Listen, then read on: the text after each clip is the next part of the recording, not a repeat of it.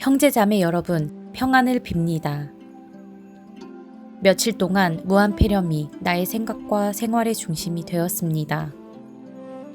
항상 새로운 소식이 있는지, 그리고 가족과 교회는 어떻게 이 일을 대면해야 하는지 생각하게 되었습니다.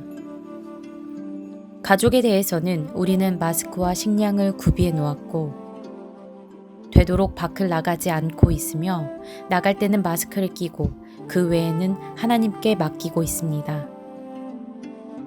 교회적으로는 집회의 안전, 신앙의 간증, 교우들이 전염될 가능성, 이 모든 것이 우리에게 큰 도전으로 다가왔고 눈에 보이듯이 우리는 믿음의 시련을 겪고 있습니다. 상황이 이렇게 엄중하지만 우리를 향한 하나님의 생각은 평강이요 재앙이 아닌 것을 기억합니다.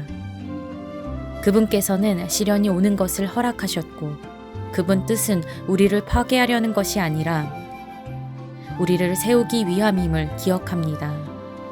그러므로 그리스도인들은 이 도시의 사람들과 함께 고난을 겪을 뿐만이 아니라 더욱이 책임감을 갖고 인심이 흉흉한 이 도시를 위해서 기도하며 그리스도의 평강을 그들에게 전달해야 할 것입니다.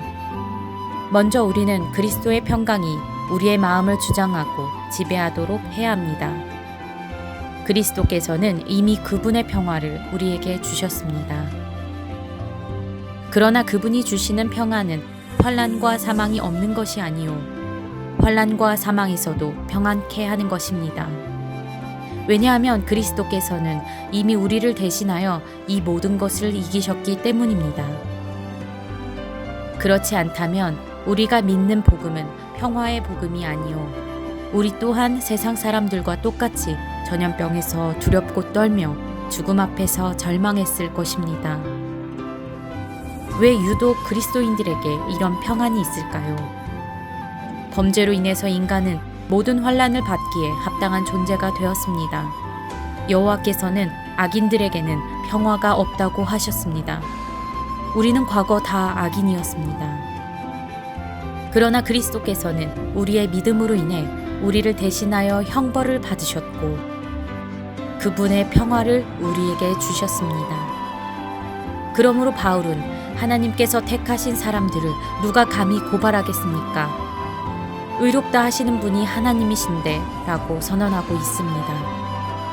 그리스도인은 비록 세상 사람들과 함께 환난을 당하지만 그리스도인들에게 환난은 더 이상 심판이 아니라 하나님을 가까이 하고 영혼을 정화하며 복음을 증거할 기회인 것입니다. 다른 말로 하면 환난이 우리에게 임한 것은 하나님께서 우리를 향한 사랑의 한 방법이라는 것입니다. 누가 우리를 그리스도의 사랑에서 끊을 수 있겠습니까? 환난입니까? 곤고입니까? 박해입니까? 굶주림입니까? 헐벗음입니까? 위협입니까? 또는 칼입니까? 그러나 우리는 이 모든 일에서 우리를 사랑하여 주신 그분을 힘입어서 이기고도 남습니다. 나는 확신합니다. 죽음도 삶도 천사들도 권세자들도 현재일도 장래일도 능력도 기품도 그 밖에 어떤 피조물도 우리를 우리 주 예수 그리스도 안에 있는 하나님의 사랑에서 끊을 수 없습니다. 오늘의 말로 하자면 우한의 전염병은 우리를 우리 주 예수 그리스도 안에 있는 하나님의 사랑에서 끊을 수 없다는 것입니다. 이 말씀이 우리를 얼마나 위로하는지요. 우리는 이미 그리스도와 한 몸입니다.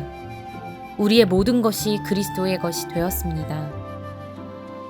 여전히 그리스도의 간증이요. 더욱이 그의 영광에 동참하는 기회가 될 것입니다. 그러므로 그리스도께서 이 도시 안에서 우리와 함께 전염병을 맞이하되 전염병이 그를 해치지 못하며 우리 또한 해치지 못합니다. 만약에 우리가 전염병으로 죽는다고 할지라도 여전히 그리스도의 간증이요 더욱이 그의 영광에 동참하는 기회가 될 것입니다. 형제자매 여러분, 그러므로 나는 여러분이 그리스도의 사랑을 의지하여 강하고 담대하기를 격려합니다. 만약에 우리가 전염병 안에서 더욱 깊이 죽음을 체험하고 복음을 이해한다면 그리스도의 사랑을 더욱 깊이 체험할 것이며 하나님과 더욱 가까워질 것입니다. 마치 우리의 주 예수께서 믿음으로 말미암아 참혹하기 그지없는 죽음을 겪으셨지만 하나님께서는 그를 죽음에서 부활시키셔서 자신의 오른편에 앉히신 것과 같이 말입니다. 만약에 당신이 이런 진리의 말씀을 읽고서도 평안이 없다면 위에 열거한 성경 구절들을 마음으로 다시 읽고 그리스도의 평강이 당신을 주장할 때까지 하나님께 깨우침을 달라고 부르짖으십시오. 눈앞의 현실이 눈에 보이는 재난일 뿐만이 아니라 눈에 보이지 않는 영적인 전투임을 반드시 알아야 하며 먼저 당신의 마음을 위해 전투하고 또한 이 도시의 영혼을 위해서 전투해야 할 것입니다.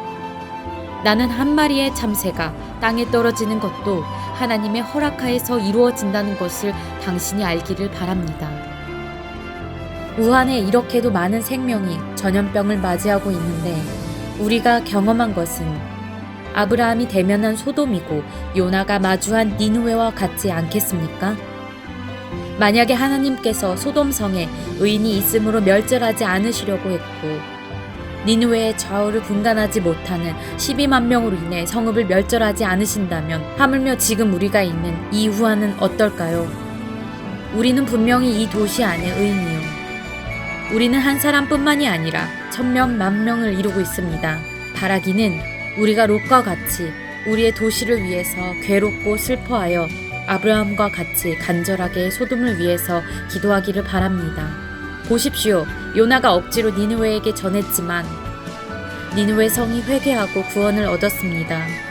우리가 바로 이 도시의 아브라함이요 요나입니다. 우리는 그리스도를 대신하여 이 도시가 하나님과 화해하기를 기도하고 이 도시를 대신하여 하나님의 연민을 구해서 온 도시가 우리의 기도와 간증으로 인하여 평안을 얻기를 기도해야겠습니다. 나는 이것이 하나님께서 우리를 부르셔서 우한에 살도록 하신 사명이라고 믿습니다. 우리는 이 도시의 평화를 위해서 기도하고 감염된 환자들을 위해서 평화를 구해야 하며 일선에서 전투하고 있는 의료진들을 위해서 평화를 구하고 각급 정부와 실무자들을 위해서 평화를 구하며 우한시의 모든 백성들을 위해서 평화를 구해야 합니다. 우리는 인터넷을 통해서 우리의 친척과 친구들을 복음으로 인도하고 위로하며 그들의 생명이 자신의 손에 있지 않기에 생명을 신실하신 하나님의 손에 맡겨야 한다고 일깨워줘야 합니다. 며칠 동안 많은 타지의 목회자들의 연락을 받았습니다. 그들과 그들의 교회는 이 도시를 위해서 생각하고 있고 더욱이 우리를 생각하고 있습니다. 그들은 우리와 함께 이 전염병을 대면하고 함께 이 도시를 섬기고 있습니다. 그러므로 저는 특별히 당신이 눈을 들어 주 예수를 바라보기를 초청합니다.